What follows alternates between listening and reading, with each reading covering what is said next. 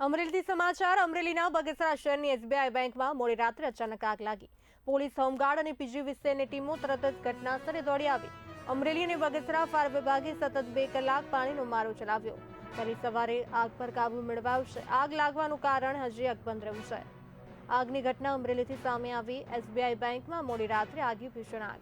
Police અને home guard અને પીજીવીસીએલની ટીમો તરત જ ઘટનાસ્થળે દોડી આવી હતી। શું ઘટના છે? નમસ્કાર, હું SP Sarteja, incharge fire officer Amreli. આજરોજ 2 ને 5 કલાકે 112 જે હાલમાં જ કેન્દ્ર સરકાર દ્વારા હેલ્પલાઇન જે જારી કરવામાં આવી છે તેના દ્વારા ફાયર કંટ્રોલ રૂમ અમરેલી ખાતે જાણ કરવામાં આવી કે બગસરા એસબીઆઈ બ્રાન્ચમાં કોઈ અગમ્ય કારણોસર આગ લાગવાની ઘટના બનેલ છે।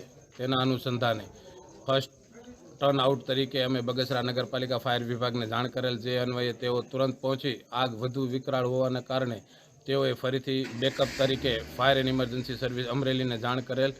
જેના અનુસંધાને અમે એક વોટર બાઉઝર અને 2 મિની ટેન્ડર દ્વારા અહીં પહોંચીને આગને કાબૂ મેળવ્યો છે। હાલ કોઈ આગ છે નહીં અને આ સમગ્ર ઘટનામાં કોઈ જાનહાનિ પામેલ નથી।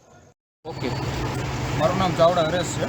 હું બગસરા હોમગાર્ડ યુનિટમાં ફરજ બજાવું છું। બરાબર છે। અમે લગભગ 1:30 વાગ્યાનો સમય હતો। તે સમયે અમને નાઇટ ડ્યુટીમાં હતા અને અમને જાણ થઈ કે ભાઈ એસબીઆઈમાં આગ લાગી બેંકમાં।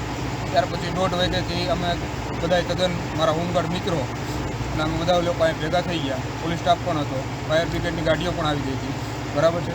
તે ગાડીઓ આવ્યા પછી બગસરાની ગાડી હતી, ત્યાર પછી અમરેલીની ગાડી આવી અને ફાયરની ટીમ હાલ તે તજવીજ હાથ ધરે છે।